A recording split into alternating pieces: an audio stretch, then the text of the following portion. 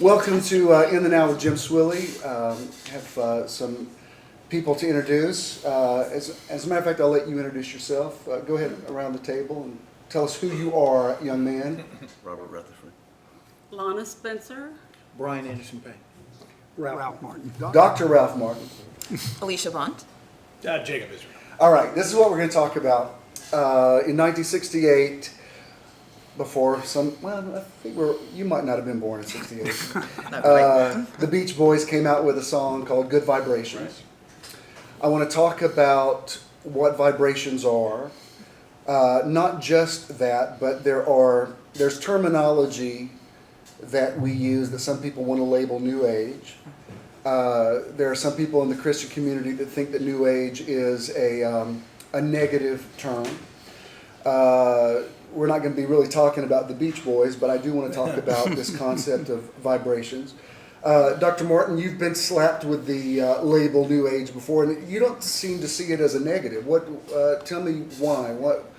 How do you explain that to people who come from a similar background? Well, I remind them of their history. We have went through 7 New Ages since 1870. And anytime there's a New Age, there's a shift of consciousness, thinking. We've been through the Industrial Age twice. We've been through the Nuclear Age, the Information Age, now the New Age of information. So it's a very positive word to me. I thank God, because minds have shifted. Everything has shifted. Consciousness has shifted. And when collective consciousness shifts, it brings new beginnings, new ideas. And that's the birth of the spirit. And to me, energy is spirit. Spirit is energy. They're interchangeable like water and wet. You can't separate the two. So when you have the spirit, you have an energy. Just like we used to say in the Pentecostal movement, I feel the spirit. In actuality, you felt the energy. Right. Yeah, I got the vibe. So I'm picking up a good vibration when the Beach Boys sung that, because I always loved the beat of it, because it did. It changed, it brought the Beach Boys. I know a lot of people give the Beatles the credit for it, but really they brought a new vibration into the scene in 1968. And they brought a whole new thrust of music, you know what I'm saying here. And then other recording artists began to pick it up, and now the music industry is all about now sound and tone. See, everything in the universe responds to sound and tone. For instance, you could ask me to do something with the right sound and tone, and there's nothing I wouldn't do for you. Yeah. But you could ask me the same question in the wrong sound and wrong Right. tone. I don't like your tone. Yeah. Yeah, and then hell freezes. And sometimes it's not even the words that somebody says. If you ever had somebody say something to you and you're like, I don't know how to put my finger on it, but I think you just zinged me, and I don't know. I can't really. That's it. I can't tell. I'm not sure, but there's something. There's a way that you feel after somebody says something to you that determines what the motivation was. Well, absolutely. Because they transfer that vibration to you. What do you think about that, Roberto? I have an almost 2-year-old little girl that we've adopted, and I was experimenting with her recently, and she's learning to obey. And I was telling her to put her toys away. And so I said, go put the toy in the toy box, and she did. I said, go put the toy in the toy box, and she did. And I said, go eat an ice cream, and she put the toy in the toy box. Even though I changed what I was saying, the vibration of how I was saying it, my hand gesture. I have a dog that does the same thing. I can say, go to your room, and he does. Or I can say, eat a steak, and he goes to his room. Because he knows more about the vibration of what I'm saying to him than he does the words. Now that begs the question then, why are there so many people that get up every Sunday morning and get dressed and go drive to hear somebody yell at them and tell them how bad they are? Why is that, Brian? You came out of a similar background. Why do people look for that? Do they feel like it's more righteous to be whipped a little bit?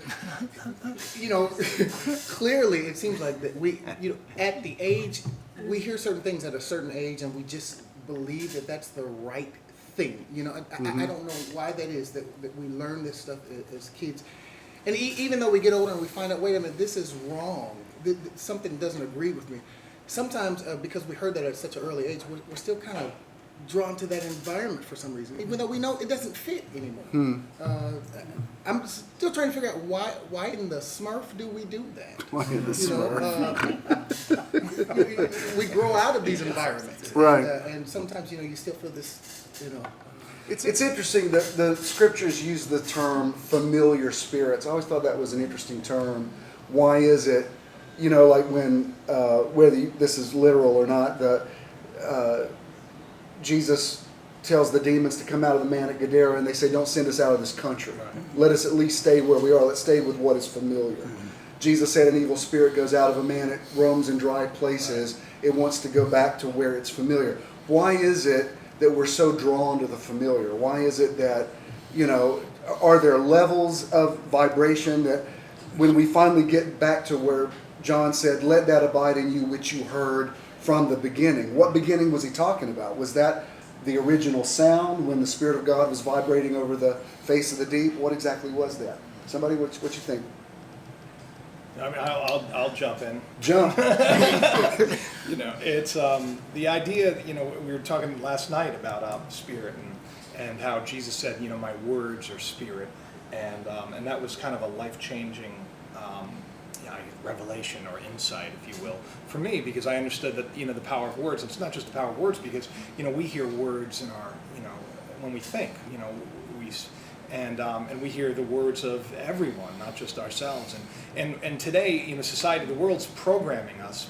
Since we've been children, we've been programmed to act and behave a certain way. And these words, they're like chains.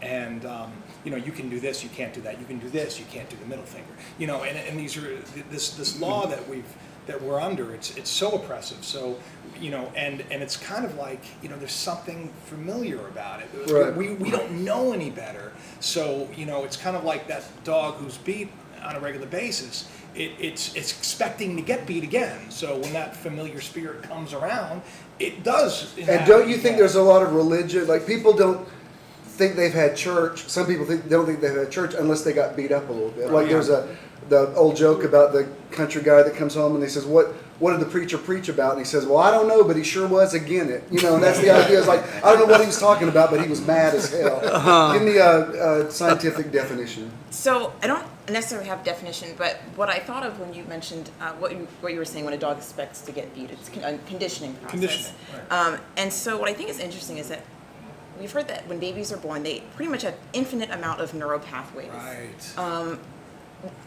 That's how scientists say it, because there's no way to measure how many ways their brain could actually process certain things. As they get older, pathways that don't get used, they're pruned away. Wow. Right. So you start getting edited down. Limited, right? But you come in with unlimited possibilities. That's how I Good, good, Key. absolutely. Once you have the Right. key, you can Go get ahead. it. But the interesting thing is, scientists they go back and forth as to whether those neural pathways can regenerate. I do believe in the wholeness of what we are. Anything can happen. So I absolutely do believe we could reach an infinite. I think that's what Jesus was. I think he fully realized who he was. Even if something was pruned, I think he fully realized who and what he was. Wow. So when it comes to certain things, why do they sound familiar? Because we've gone down certain pathways so many times. This is easier than going down a pathway that I might have pruned away. Right. But if we all are born with this truth, this inner truth, I don't think that truth ever leaves. Because that's all there is. Right. There is still that pull for some people who realize, although I've gone down this pathway so many times, this other pathway just feels more right. And that's not quite scientific, that's me. But that's what I do. That's what I do think what happens. I know Lonna was asking, well, how do we quantify these vibrational type things? And so we were talking about the synapses. And the thing about a synapse is that it's not like one neuron physically links with another. There's this space in between them. A bunch of little neurotransmitters go in there, and then because there's so many there, that synapse happens.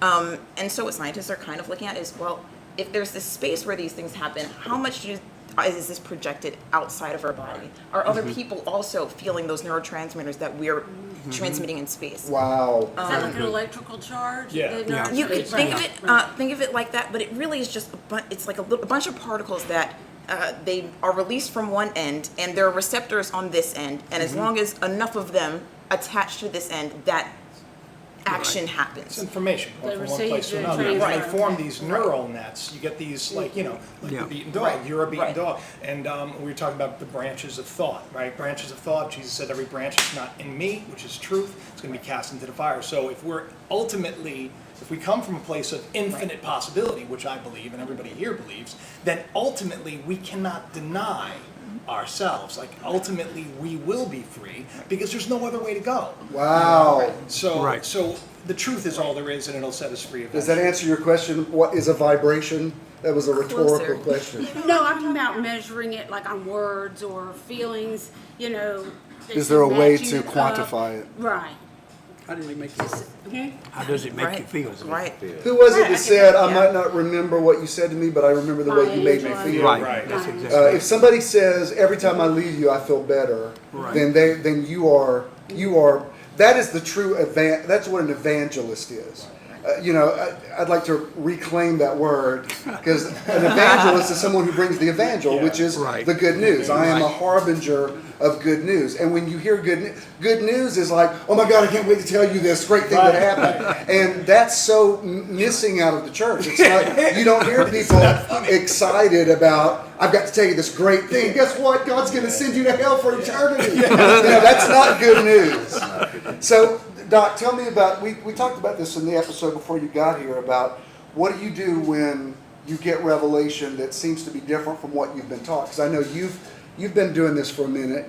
So how have you found the freedom to explore new possibilities? Well, first I had to realize that everything in the kingdom of God is based on time. Which Orson Welles said, we'll serve no wine till it's time. And everything is based on timing. And if you present something before it's time, then they can turn and rent you. They can then turn it. But when there's nothing no more powerful than when it's time in the universe, when the collective consciousness begin to shift. A word in season. A word in season. That's exactly it. For instance, nobody enjoyed flying a plane 20 years ago when there were people one row behind you smoking. Right? Airline didn't think about changing it until enough people raised their conscience. I don't want to fly with smoking. It shifted and changed the airlines. Wow. That's the power of the energy that we have. Because we are energy. See, we've been conditioned to believe that we're a human being. And we go to church and we adapt religion to experience a religious experience. When in actuality, we are a energy being having to tolerate human experiences. So if I could, but to do that, I got to recondition. And if you try to recondition so many church people right now, it's going to be done, but it's not going to be done. See, we see time as we're running out of time. The universe don't go by time. God don't go by time. God go by conditions. Kairos versus Chronos. That's exactly right. So when enough consciousness shift towards that, there will be a turn. Excellent author. I know you may have heard him, Dr. David Hawkins. Per the name. Yeah, I'm not tremendous. as literate as you are. I have to wait for the movie to come out. Power versus force. And he says that there right now, the 84%, 85% of the world's population is living below the intent line. And he's taken, and he studied this for 60 years. He said, you never know how loud God get till you get quiet. But you'll never hear God until you get quiet. For instance, he took a 7-year sabbatical and went out to Arizona desert and just stayed there 7 years to study consciousness, the energy of it, the power of it. And when it shifts, there's nothing no more powerful like Dr. Martin Luther King when it came time. Right. If he came on the scene 10 years before, Right. so the laws of the universe is the laws of synchronicity. For it to be synchronicity, everything has to be perfectly timed. When a person told me one time, they said, well, I believe what you're saying is just a coincidence. And I went back and I studied that, very limited, and then I found out that's a mathematical term. Coincidence? Yeah. Two angles completely coincide with each other. So thank God for coincidence. Yeah, that's a good thing. It's Do you been, believe it was coincidence that you and I met in 1981? Look at where we are now. If you had told us in the year 2015 where we are now, we'd be like, and there's life on Mars too. yeah. That was the releasing of a new thought or a new age or whatnot. I was watching Shark Tank recently, and the guy had a really cool, like a surfboard that was motorized that you lay on and you go through the water. Really cool thing. And so one of the sharks asked him, where can these be purchased? How many have you sold? And the guy says, well, these are only prototypes. We don't have any yet. They're not being manufactured. Yeah. And I think a lot of us are dealing with the prototype Prototypes, of what dude. is to come. Right, I love it. Because it's not out there yet. Yeah. And certain people are chosen to test the prototype, Wow. like John the Baptist did, Yeah, and he yeah. got beheaded for it that. because, I like that. nobody hears this yet. And it's an honor, it's a privilege, and it's also kind of a curse It is. to be somebody with ears to hear what's coming, because you get to be, it's just a prototype right now, and it's hard to sell a prototype. Wow. Even though the concept absolutely. is here and it's real and it works and it's great, you look at it and say, man, I want one of those, but it's not out there yet. Well, it is now, though. It is out there It's because out there, you put it kind of, out there. yeah, You yeah. put it out there. Yeah. You're putting it out there. And it's I've ridden one. you've written my name, right?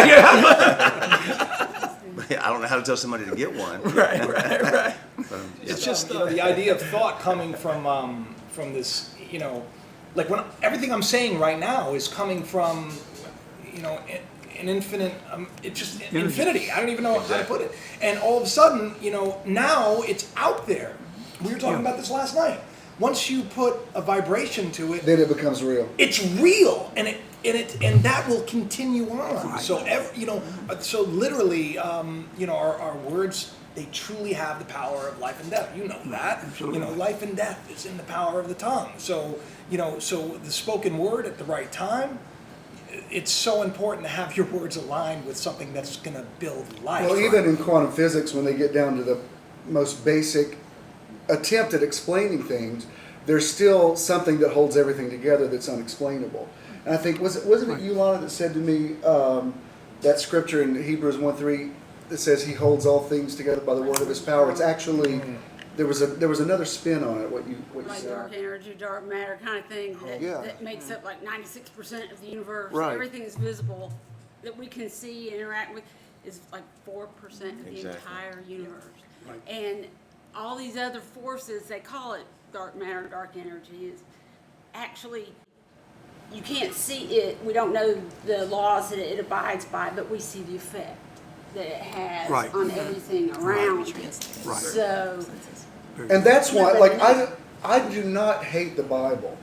I want to rightly divide it. Somebody wrote me a while back and they said, I love the way you deconstruct the Bible. I thought, is that a good thing? Am I deconstructing it? But I thought, well, that is what you're supposed to do. Because when somebody says, is the Bible the Word of God? I can say, well, it's in there. Yeah. And it'll tap you into it. But you've got to know how, it's like eating crab legs. You're going to have to work a little bit and discard the shells, because there's a lot of Paul's prejudices and Moses' ideas or whatever that I do not accept. Yeah. But if I can break through there, I can see, the reason I'm saying that is these men in antiquity tried to describe things like transcendence and vibration and things now that we have language for. Even what John saw in his revelation, he wasn't seeing bombs destroying the world at the end of time. He was seeing an end of an age. When the scripture says, behold, he comes with clouds and every eye will see him. Right. What that's talking about is a cosmic paradigm shift that eventually everybody will get.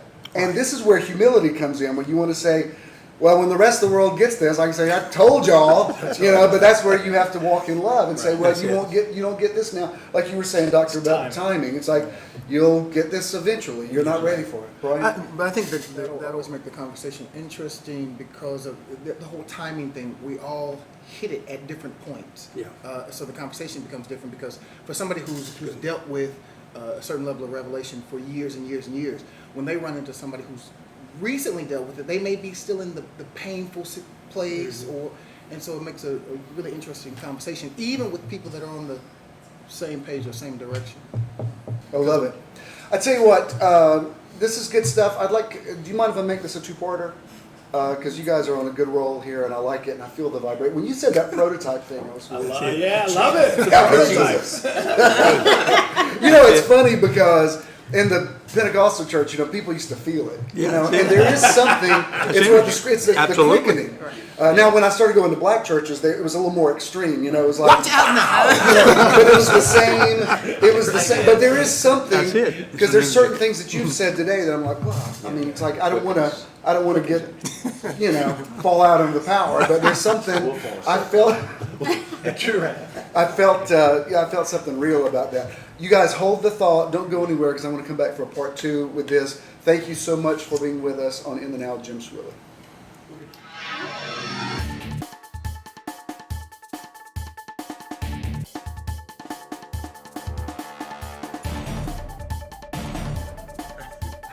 How are we feeling?